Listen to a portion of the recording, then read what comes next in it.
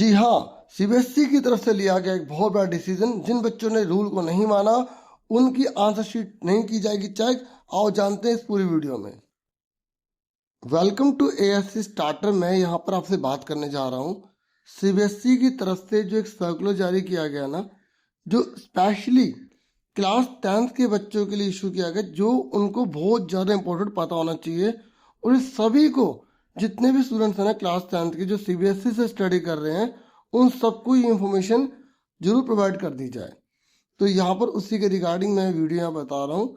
और ये आपसे भी रिक्वेस्ट है कि जितने भी स्टूडेंट्स हैं क्लास 10th के, उन सबको ये इंफॉर्मेशन प्रोवाइड करना, शेयर करके वीडियो को।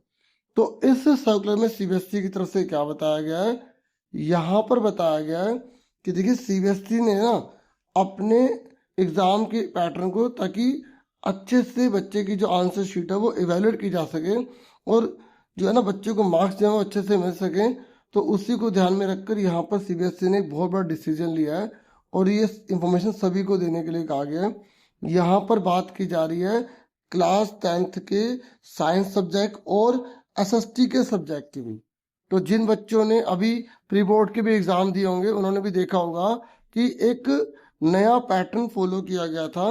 तो उसी के रिगार्डिंग बहुत इंपॉर्टेंट बात बोली गई है, आप ध्यान से यहाँ पर सुनिएगा।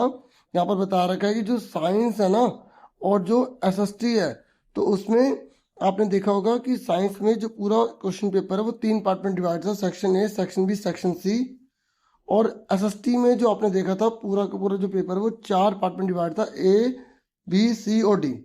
तो इसको बांटने का उद्देश्य क्या और आपको क्या करना है, यहाँ पर इस बारे में बता रखा है। और अगर आप उस रूल को नहीं मानेंगे तो फिर आपकी यहाँ पे जो आंसर शीट है वो इवेल्युएट नहीं की जाएगी। यहाँ पर सीबीएसई की तरफ से साफ साफ बता दिया गया है। तो क्यों नहीं की जाएगी, ध्यान सुनिएगा।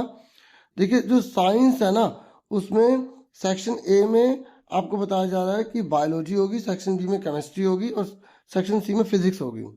ऐसी एसएसटी में जो सेक्शन आपका ए होगा उसमें आपको हिस्ट्री के क्वेश्चन मिलेंगे, सेक्शन बी में जियोग्राफी, सेक्शन सी में पॉलिटिकल साइंस और सेक्शन डी में इकोनॉमिक्स। और यहाँ पर बताया गया कि जो बच्चे एग्जाम देने जाएंगे ना, उनके पास जो आंसर शीट होगी, तो उसमें भी अगर वो एसएसटी का पेपर दे रहे हैं तो 4 सेक्शन होंगे, और अगर वो साइंस का दे रहे हैं तो उसमें 3 सेक्शन होंगे। तो आपको उन सेक्शंस में जो यहाँ पर बायोलॉजी है या जियोग्राफी है, हिस्ट्री, जो जो आपका यहाँ पे सेक्शन बना रखे हैं उसी में आपको वो आंसर लिखने होंगे। आप जो है वो मिक्स नहीं कर सकते। मतलब जैसे पहले ये था ना, किसी बच्चे ने हिस्ट्री का क्वेश्चन कर दिया नंबर 1 पे, दूसरे नंबर पर जियोग्राफी का कर दिया, तीसरे नंबर पे उसने जो इकोनॉमिक्स है जो भी उसने करा, उल्टा सीधा पेपर करता चला गया। अब ऐसा नहीं है, आपको जो सेक्शन दिया जा रहा है जियोग्राफी है तो उसमें जियोग्राफी के क्वेश्चन ही करने हैं। हाँ, जियोग्राफी के क्वेश्चन आप आगे पीछे कर सकते हो, जैसे पहला कर दिया, छठा कर दिया, कर सकते हैं, लेकिन उसमें हिस्ट्री का नहीं होना चाहिए।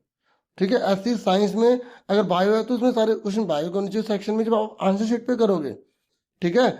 ऐसे ही आपको ये भी ध्यान रखना है केमिस्ट्री का केमिस्ट्री में और जो फिजिक्स है फिजिक्स का फिजिक्स में। तो यहाँ बोला कि अगर बच्चे आंसर शीट में जो है मिक्स कर देते हैं तो उनकी आंसर शीट इवेल्युएट नहीं की जाएगी, उनको मार्क्स भी नहीं दिए जाएंगे। तो ये बहुत ज़्यादा जरूरी इंफॉर्मेशन थी, तो आप सबको शेयर कर देना, वीडियो को लाइक कर देना। मैं स्कूल के रिगार्डिंग बहुत सारी वीडियोस बनाता हूँ। इतना ही था इस वीडियो में। Thank you for watching and listening carefully. Take care students.